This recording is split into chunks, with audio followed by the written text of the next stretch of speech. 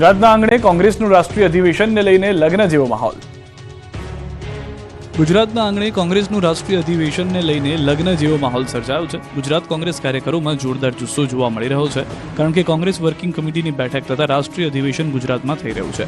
2 દિવસ સુધી સમગ્ર દેશમાંથી કોંગ્રેસના નેતાઓ કાર્યકરો ગુજરાતમાં રોકાશે. કોંગ્રેસના પ્રદેશ અને રાષ્ટ્રીય સંગઠન માટે મોટા નિર્ણયનું સાક્ષી ગુજરાત બનવા જઈ રહ્યું છે.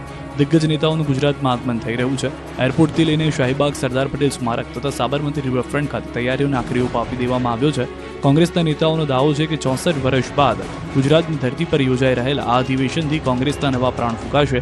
એટલું જ નહીં, કોંગ્રેસ કાર્યકરો ડબલ ઉત્સાહ સાથે દેશભરમાં કામે લાગશે. 8 એપ્રિલે સવારે 11 થી બપોરના 3 વાગ્યા સુધી કોંગ્રેસ વર્કિંગ કમિટીની બેઠક યોજાશે. 8 એપ્રિલે આ બેઠક પૂર્ણ થતા બાદ તમામ નેતાઓ સાબરમતી રિવરફ્રન્ટ પર પહોંચશે, જ્યાં સાંસ્કૃતિક કાર્યક્રમ યોજાશે. 9 એપ્રિલે સવારે અંદાજે 9:30 વાગે રાષ્ટ્રીય અધિવેશનની શરૂઆત થશે. અધિવેશનમાં કોંગ્રેસના દિગ્ગજ નેતાઓ કાર્યકરોને સંદેશ આપશે, સાથે જ મહત્વના ઠરાવો પણ થઈ શકે છે. આ અધિવેશનમાં ભાગ લેવા માટે દેશભરમાંથી કોંગ્રેસના નેતાઓનું અમદાવાદમાં આગમન થવા લાગ્યું છે. એરપોર્ટ પર ઢોલ, શરણાઈ, ગરબા સાથે નેતાઓનું સ્વાગત કરવામાં આવી રહ્યું છે.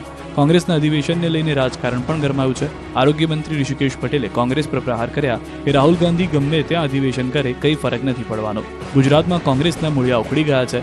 કોંગ્રેસ જેવું ગુજરાતમાં કંઈ બચ્યું જ નથી. તો ઋષિકેશ પટેલના નિવેદન પર અમિત ચાવડાએ પલટવાર કર્યો.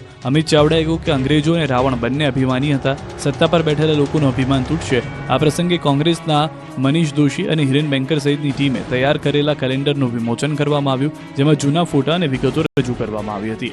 બીજી તરફ કોંગ્રેસમાં પોસ્ટર વોર શરૂ થઈ ગયું છે. કોંગ્રેસના દિગ્ગજ નેતાઓના પોસ્ટર લાગી ગયા છે. ભરતસિંહ સોલંકી, અમિત ચાવડાના સમર્થકોએ પોસ્ટર લગાવ્યા છે.